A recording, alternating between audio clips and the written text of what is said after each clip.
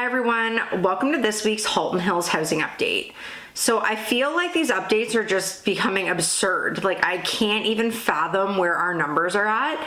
We are so beyond the all-time highs that we had seen previously. I mean, when we thought previously that our inventory was high, like what a joke compared to what we're looking at now. I just really can't believe the numbers that we're seeing. I did miss last week. Things are busy. We're busy with buyers, we're busy with sellers.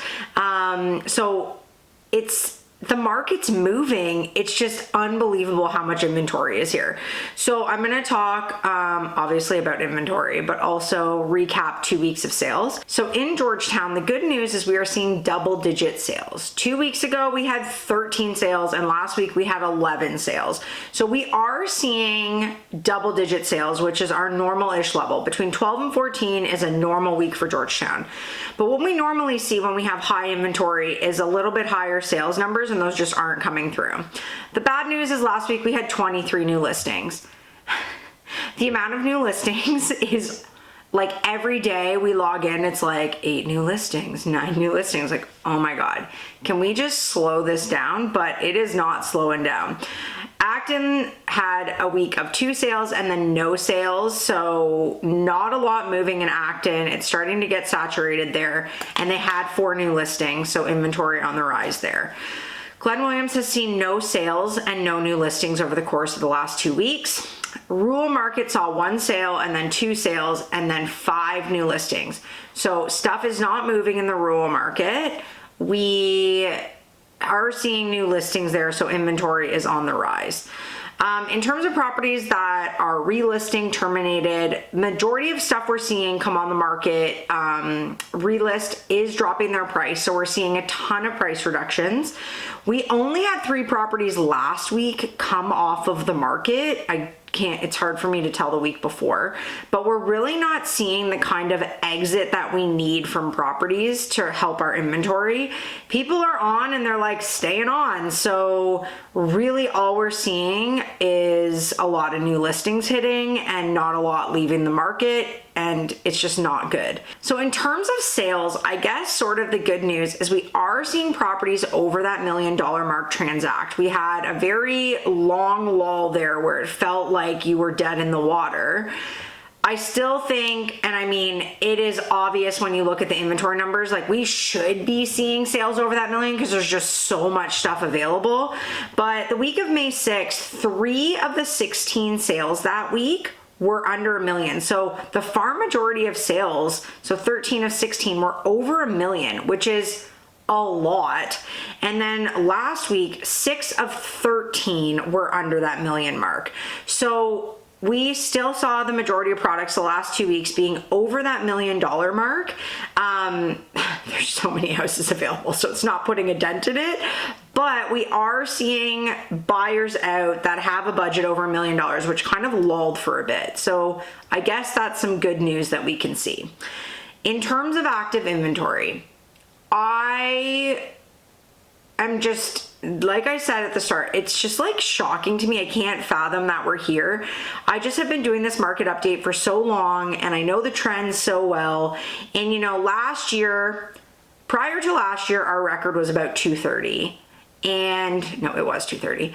And then we got up to 232. And then things kind of like settled. So it's like, okay, this is sort of where our market plateaus. Well. We are at 286 active listings this week. That is up from 254 2 weeks ago. So things are piling on.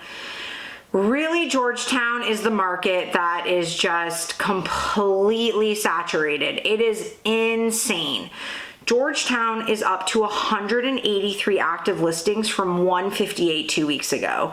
183 active listings is an absurd number of listings in Georgetown. We have never, previously 140 was where we were at, and now we've just like blown past that, and there's still so much stuff coming on the market. What has really felt a jump in the last few weeks is the Delrex area bungalow. There are so many of those available. It was like for a while that product wasn't saturated, but now it's getting saturated. So looking at our price points, under 800,000 is up to 23 from 16. So lots of that lower price point coming up.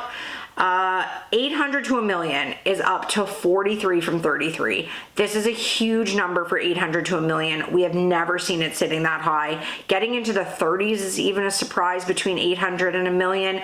So 43 active listings. Gross. And a lot of those are Delrex area bungalows and townhouses. Like, we just have so much of that stuff available. The real story is a million to 1.5. That pocket has 84 active listings, up from 76, but honestly, our record previously, I think, was 62. 84 in that pocket is like way more than Georgetown had at the start of this year. So really just showing the saturation. There are things selling. If you are pricing the property appropriately for the market, things are moving. There are buyers. But if you are trying to fetch anything that is a premium for your house, like, just take it off the market. There is so much stuff to choose from if that is your budget. So this price point has sort of been staying steady. 1.5 million plus remained the same at 33 this week. I think those sellers are well aware that there's not a lot of buyers in their price point, and it's not a great time to sell.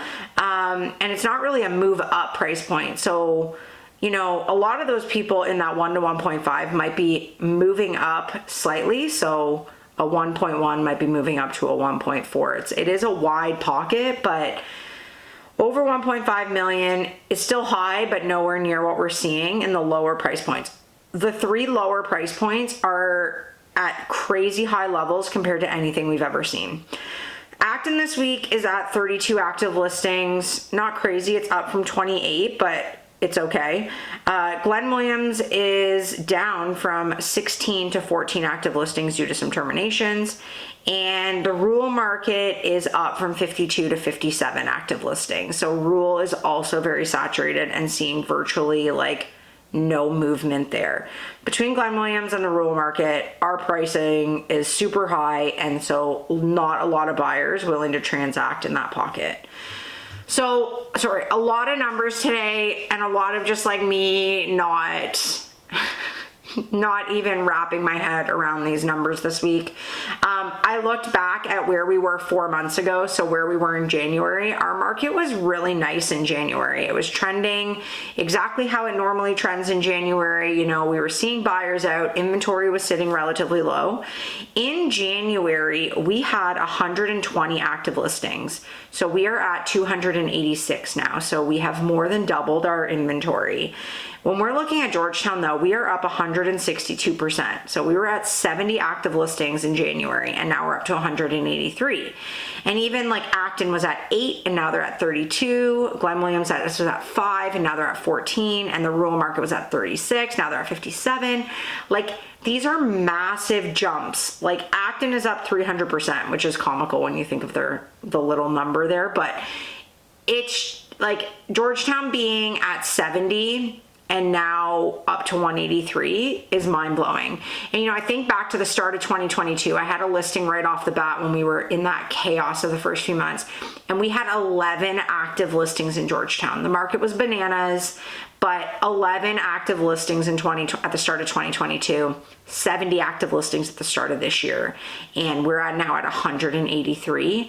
This is like gross, and I think our pricing is gonna have to come down dramatically, because a lot of these listings, these people have to sell for one reason or the other, and the only way they're gonna do that is by undercutting their pricing when you have to sell. I think we're gonna start to see that just where all the inventory numbers are. So we're gonna be watching closely. I mean, the good news is we are seeing some sales, but it is nowhere near where we need it to be. And if you have a house on the market and you do not need to be selling, just like take it off, like do everyone a favor. This inventory is going to cause a lot of problems in terms of our pricing. So we will see what happens, but I will be back next week. Have a great week, everyone.